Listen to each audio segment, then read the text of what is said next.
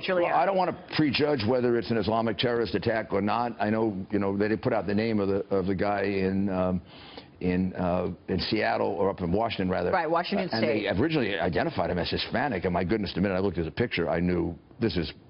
I can't say the word. I mean, this is not true. Right. And it was forever before we heard from President Obama on the New York and New Jersey bombings, well, by President the way. Obama's sort of not... Rahami.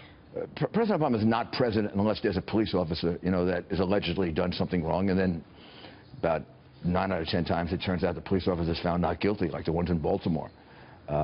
For which, by the way, Hillary Clinton never apologized when she prejudged that case about them and said they were all guilty. They've all been found not guilty, 3 of them by an African-American judge, and the mainstream media never points out how often they have unfairly found police officers guilty before they were found not guilty. In many cases, by juries or by judges who were African-American. And Donald Trump is calling himself the law and order candidate.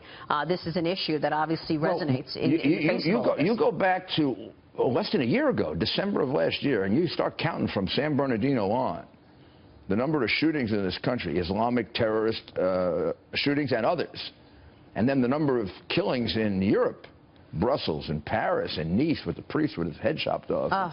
Come on, I mean, this is getting out of control. This is more than we've had since September 11 by any stretch of the imagination. And it's because of the weak America that Hillary Clinton played a very big role in creating as Secretary of State for President Obama, getting rid of Mubarak, getting rid of Gaddafi, creating a terrorist haven in Iraq. Donald Trump says sort of metaphorically, she was the founder of ISIS. But what he means by that is she and Obama withdrew the troops from Iraq that had made ISIS possible. That's why the president made the error of saying they're the JV. He underestimated them. But does he have to have a plan for that? I mean, he can't just come. Donald Trump can't just come out tonight and say, "Look, it's your fault. You've done this, and you haven't been." He's got a plan. He doesn't. He gave a speech on Islamic radical terrorism 4 weeks ago, and he said, I'm going to do the following. I'm going to take the military, our army, up to 540,000 troops. Obama has it headed down to 420. I'm going to take our Navy, and we're going to take it up to 350 ships so we can fight a 2-ocean war.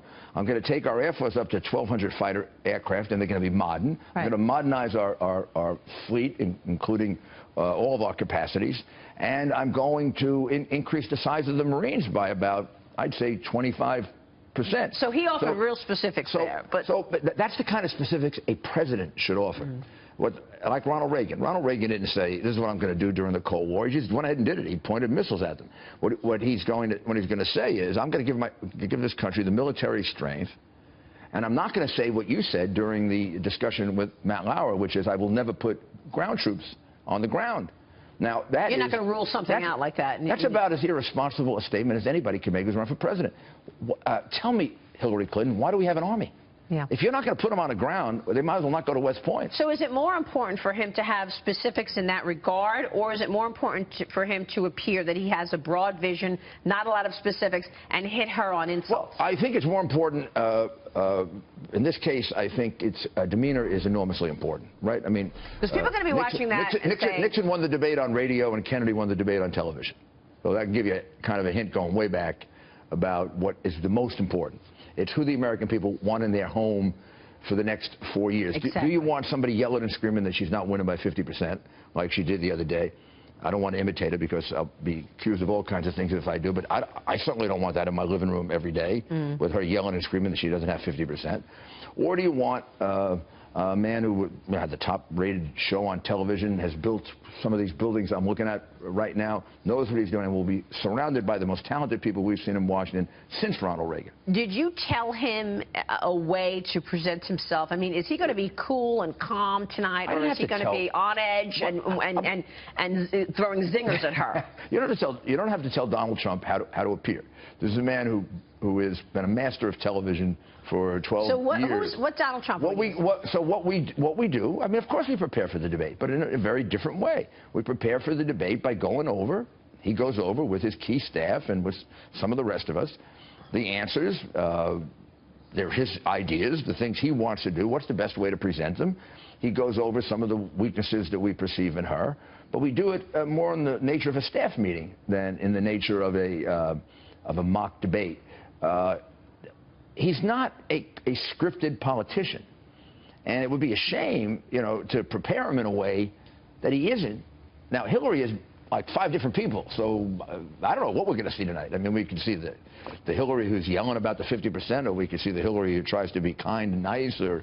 Well, she invited Mark Cuban, and for a while they were saying he was going to sit in the front row. I'm told that's absolutely not happening. It's against debate rules to have anybody taunt you in the front row. Did he actually... He did not invite Jennifer Flowers, Donald Trump. Mark Cuban better not be in the first row. What do you mean? I'm not telling you who'll be in that first row. If Frank Fahrenkopf has told me that Mark Cuban will not be in the shot. Right, that's what I heard too. And he has made it clear to us that he will not be in any of the television shots and not be in a position to taunt anybody. Who will be in that shot? Who will be in that shot behind the candidate? Well, it should be the family. That should be it. And there's not much of a shot behind the moderator. I was there last night for about 3 hours. It's basically, you can see about maybe 6 of Hillary Clinton's people on one side and 6 of Reagan's people on the other side. Really interesting I'm sorry, I said Reagan. I meant Donald Trump. That's a Freudian slip. That is. He reminds me of, I worked for President Reagan for 8 years, and he reminds me of Ronald Reagan a tremendous amount.